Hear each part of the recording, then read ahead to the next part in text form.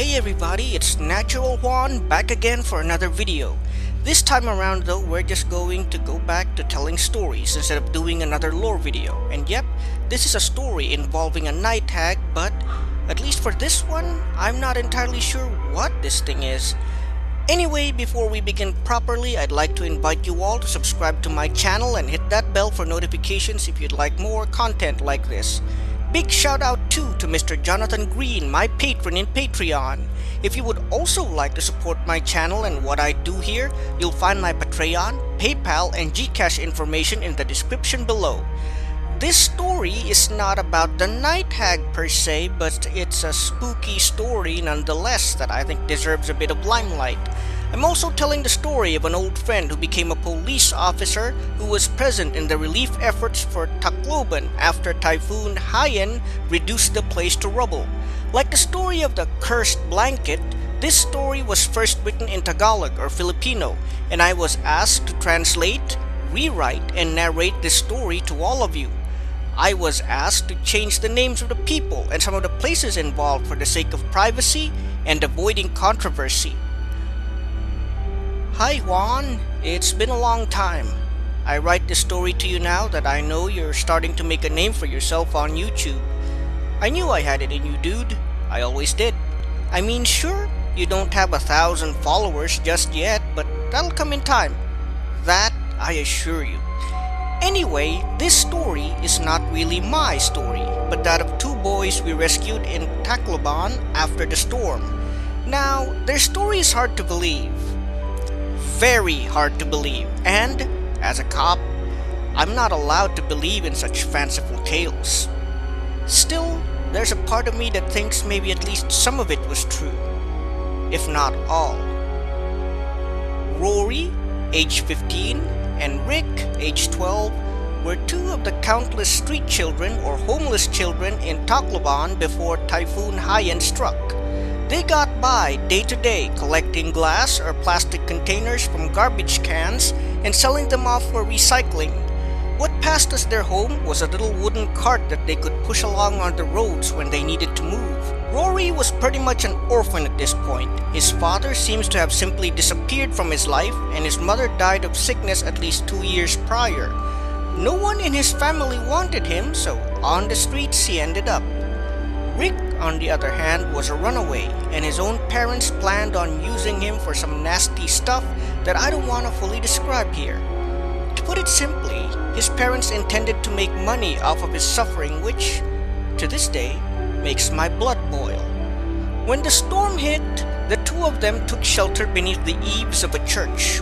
However, the winds were too strong, and, soon enough, the very roof of the church seemed like it was going to be torn off by the storm.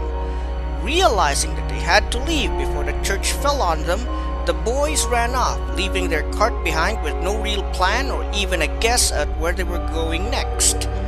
They found another safe place at a seemingly abandoned house not far from the church. They say that the house in question was quite large, and that there was really no one in it at the time. Most likely, its occupants probably fled when the announcement for evacuation came, but I digress. Anyway, the boys found the front door of the house unlocked and let themselves in. They said that the interior of the house was relatively untouched and a layer of dust and cobwebs lay over the furniture. The house was completely dark, which wasn't surprising since power had already gone out all over the city, as was the case for all areas affected by Typhoon Haiyan. In that darkness, the boys decided to sleep and rest for the time being and let night pass. At the time, they didn't really see anything suspicious, so they decided to stay for the night. This was probably the biggest mistake they made in all of this, as the events that would unfold later would not have taken place if they had just chosen to avoid the house altogether. Or so the boys believed anyway. Rick, the youngest of the two, woke up at around what was probably past midnight, though neither of them could be sure. All they knew was it was very dark and that they had probably slept for quite a while. Now, according to the boys, what actually woke Rick was the voice of his long-dead mother. "Wake up and leave," said his mother's voice. "You're not safe here." Rick woke Rory up and told him about what he heard. At first, the older boy was reluctant to believe Rick and thought that it was just the latter having a weird dream.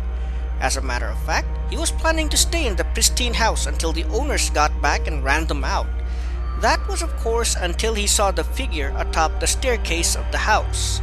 As the wind and rain battered the house from outside with the occasional flash of lightning and rumble of thunder, Rory saw the distinct outlines of a woman atop the staircase. Whoever this woman was, she was dressed all in black and her face was as pale as the wax of a candle. Frizzy black hair that looked like moss fell over the woman's head and shoulders, but her wide, staring eyes could be seen clearly as she stared down at the two boys. Before the woman could make a move, Rory decided that it would be better for him and Rick to brave the storm and stay in the house with the woman. He felt terrified under the gaze of the woman in black and felt that if they stayed any longer, she might hurt them. So Rory apologized and told the woman that they would be leaving since they didn't know the house was occupied. The woman made no reply and simply stood there atop the stairs, continuing to stare at the two of them. Rory wisely did not rush outside with Rick. Instead, he made Rick go first while he backed away slowly, his eyes locked onto the woman on the stairs. While the woman didn't move towards them, she followed them with her stare. Once they were outside, Rory backed out the door quickly, but not before both boys heard the cackle of the woman from inside the house. Rory slammed the door shut behind him, and both boys prepared to brave the storm outside and find another place to take shelter. They had no idea where they would go, but somehow the storm wasn't as intense as before, and the boys found that they could move ahead if they were careful.